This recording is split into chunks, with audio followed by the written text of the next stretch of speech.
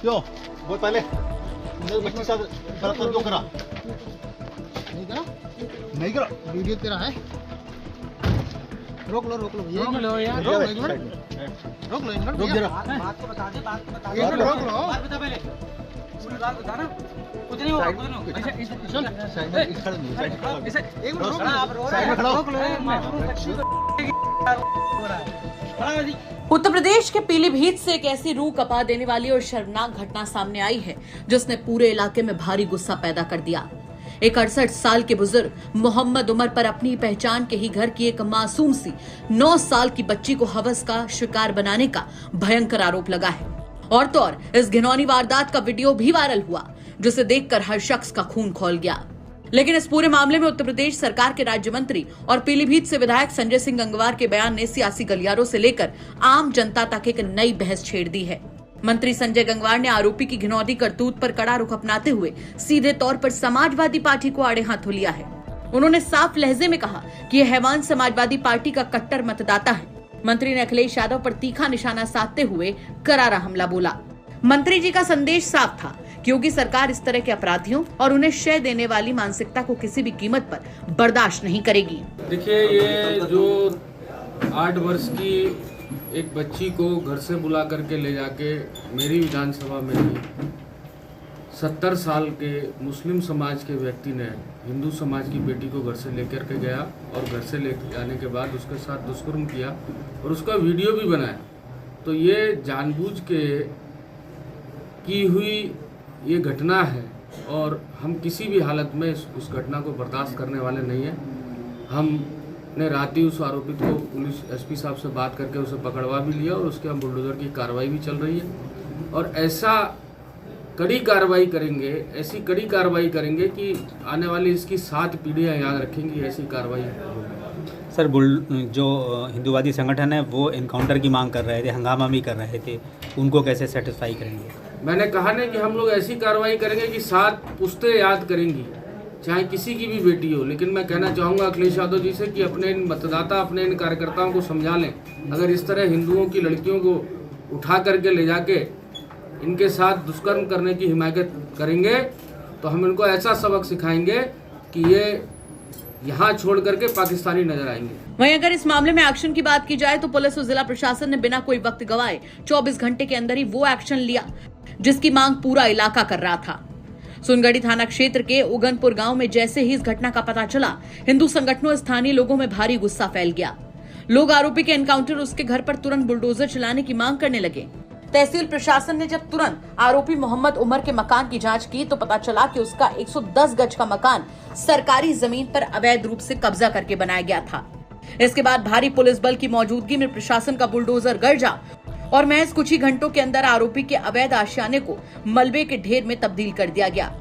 सरकार और प्रशासन ने साफ संदेश दे दिया है कि मासूम बच्चियों पर बुरी नजर डालने वालों का हश्र यही होगा। वहीं इस घटना का बैकग्राउंड काफी ज्यादा चौंकाने वाला है। बताया जा रहा है कि 9 साल की मासूम बच्ची बीती 14 जून की शाम से बाजार से अचानक से गायब हो गई थी। 2 दिन तक उसकी कोई खबर नहीं मिली, लेकिन 16 जून को वो किसी तरह रोती बिलखती अपनी मां के पास पहुंची। बच्ची ने रोते हुए अपनी मां को अपनी आप बीती सुनाई, जिसके बाद उसी शाम थाने में मुकदमा दर्ज कराया गया। सबसे हैरान करने वाली बात यह है कि आरोपी उमर और पीड़िता का परिवार एक दूसरे से अच्छी तरह से परिचित थे। बच्ची के पिता ने आरोपी की बकरियां बटाई पर ले रखी थी और दोनों परिवारों का एक दूसरे के घर आना जाना था। इस भरोसे का फायदा उठाकर इस 68 साल के बुजुर्ग ने इतनी घिनौनी वारदात को अंजाम दिया। यह भी सामने आया है कि आरोपी पहले भी गांव की महिलाओं और बच्चियों के साथ कई बार गलत हरकतें कर चुका था, लेकिन बिरादरी का मामला होने के चलते हर बार पंचायत में ही मामला रफा दफा कर दिया जाता था। एक बार तो ग्रामीणों ने उसका मुंह काला करके पूरे गांव में भी घुमाया था, लेकिन समाज की इसी ढुलमुल नीति की वजह से उसके हौसले बढ़ते गए और इस बार उसने सारी हदें पार कर दी। जब पुलिस ने आरोपी मोहम्मद उमर को गिरफ्तार किया और उसे कोर्ट में पेश करने के बाद जेल भेजने की तैयारी की तो उसे मीडिया के सामने लाया गया। जो हैवान एक 9 साल की मासूम पर जुल्म ढा रहा था, वो कानून के शिकंजे में आते ही पूरी तरह से टूट गया। मीडिया के कैमरे के सामने वो बुरी तरह से लड़खड़ाता हुआ आया। उसके पैर कांप रहे थे और वो हाथ जोड़कर फूट फूट कर रोने लगा, गिड़गिड़ाने लगा। लेकिन इस बुजदिल और घिनौने अपराधी के आंसुओं पर ना तो प्रशासन को कोई तरस आया और ना ही जनता को। बुधवार को उसे सीधे जेल की सलाखों के पीछे भेज दिया गया। फिलहाल पुलिस अब उस शख्स की भी सरगर्मी से तलाश कर रही है जिसने इस वारदात का वीडियो बनाकर सोशल मीडिया पर वायरल किया था।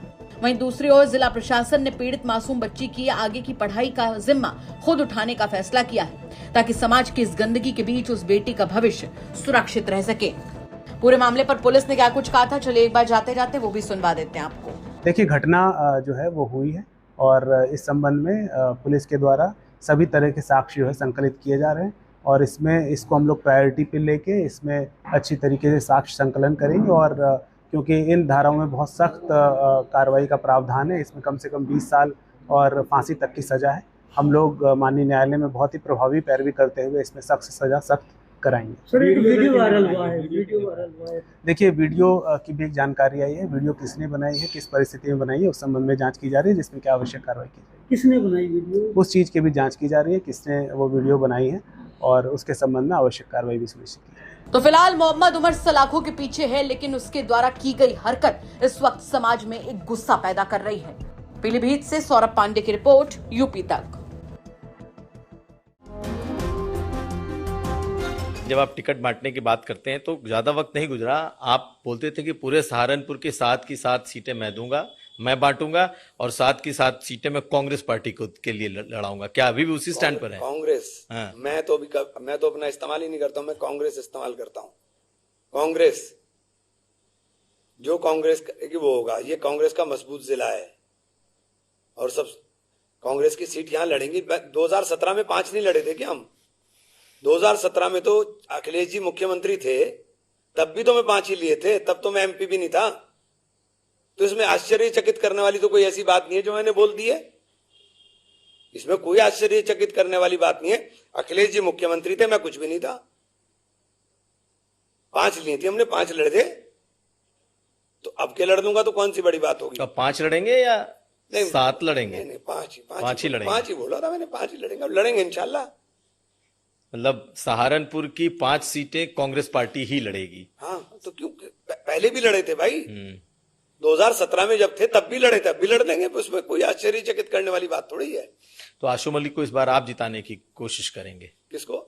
आशु मलिक को। देखिए, मेरा से आशु मलिक, आप पता नहीं आशु मलिक को क्यों मेरे साथ जोड़ते हैं।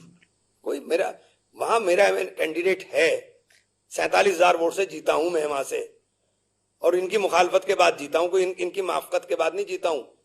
मैंने कहा मैं मुनाफिक नहीं हूं, अगर मैं मुखालफत करूंगा तो ओपन करूंगा, ओपन कह रहा हूं कि नहीं लड़ाऊंगा, मेरा कैंडिडेट लड़ेगा। मैं कोई ऐसा नहीं हूं कि आप मेरे साथ रहेंगे और मेरी पीछे से काटेंगे, नहीं। इमरान मसूद है मेरा नाम, मैं किसी की मुखालफत पीछे नहीं करता हूं, मुझे जो करना है फ्रंट पे करूंगा, पीछे कुछ भी नहीं करूंगा। तो इस बार आप क्या करेंगे? मेरा कैंडिडेट लड़ेंगे, 5 लड़ेंगे ना, कहता हूं मैंने, 5 लड़ेंगे मेरे, और कोई आश्चर्यचकित करने वाली बात नहीं। पिछली बार भी लड़े थे 2017 में भी, अब के भी लड़ेंगे, इसमें कोई ऐसा वो नहीं है।